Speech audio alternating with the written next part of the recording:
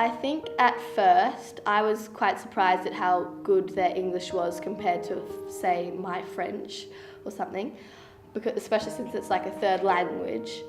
But I do think in the beginning they had a bit of trouble sort of understanding, especially as it was over Skype and we weren't really used to speaking slowly. One of the biggest parts of our project, especially at the beginning, was the Skyping. So we really wanted to be able to, because that was our main focus, especially at the beginning, to improve their English skills. So we wanted to be able to talk to the students and communicate with them on a weekly basis.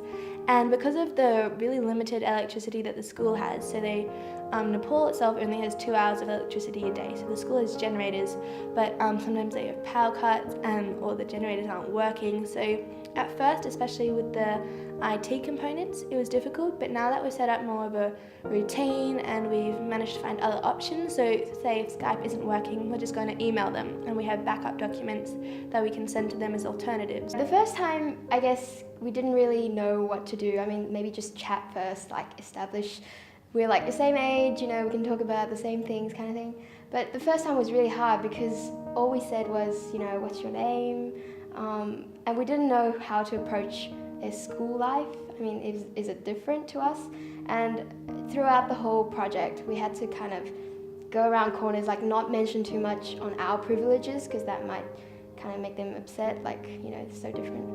And so we chose the name Speaking to the Heart because the name is Heartlands and we're speaking to them, and it was a clever play on words.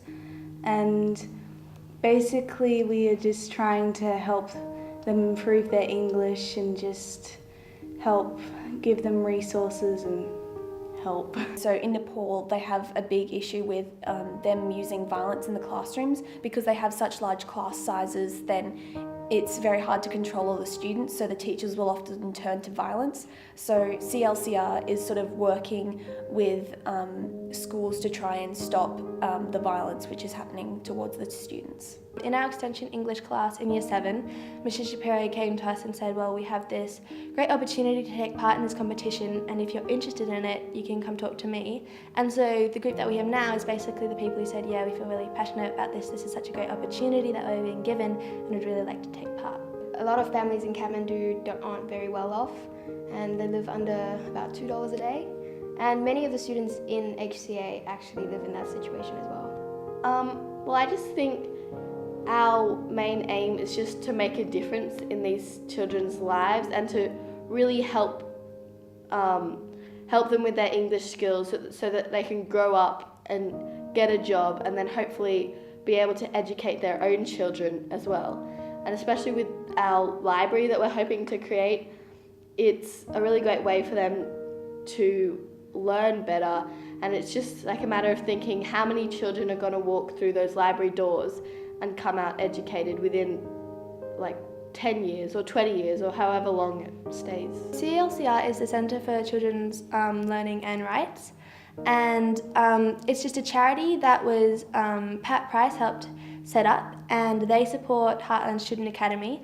And because they have been quite impressed with the work that we've been doing both through Skyping and communication resources and fundraising money, they've offered to whatever amount of money we can raise, which will hopefully be $10,000, they've offered to double it. I definitely plan on helping people. Who I'll help and what I'll do, I'm not sure, but I think this experience has changed me and I want to help when I'm older. I mean, the experience has been so amazing. It's hard work, but as cliche as it sounds, it does pay off, and you can see how it pays off. It really does kind of change you in a way, and you can sort of see the difference you're making in these children's lives, even though you aren't like a big company or something. But it just shows no matter how small you are, you can still make a really big difference, and it's those small differences which is going to make a big difference in the end. Often stuff like this is hard work, but it's definitely worth it in the end. What you put in, you'll get out 10 times more. These are a bunch of girls who I know very well, and they're not going to give up, and neither am I. We're all pretty good at what we do, and I think that if we can do it, then we're most likely going to do it. When we started, I think we were all a little hesitant. We said, well, this is the problem and here's what we want to do, but can we actually really achieve it? And at the end, we can see, well, we've managed to do so much so far. You know, the saying how, you know, one person can change the world, it actually is true when you look at what we've done and what we're hoping to do. And also the competition itself is inspiring, because when we go to America and we went to Perth, we saw all these young people who've managed to do like really incredible things.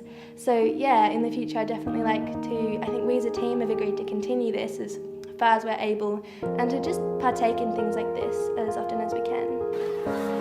Skype session have helped for my reading and understanding, because I have been talking with them since 7 months, and it increased my confidence, and it really helped to away my nervousness from me.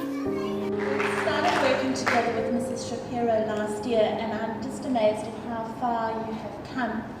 And I think it is really important for us to remember we must never let anyone tell us that young girls cannot do anything, because they have shown what can be done if we work together as a team and we put our ideas together. And raising over $8,000 is amazing. So give them one more clap.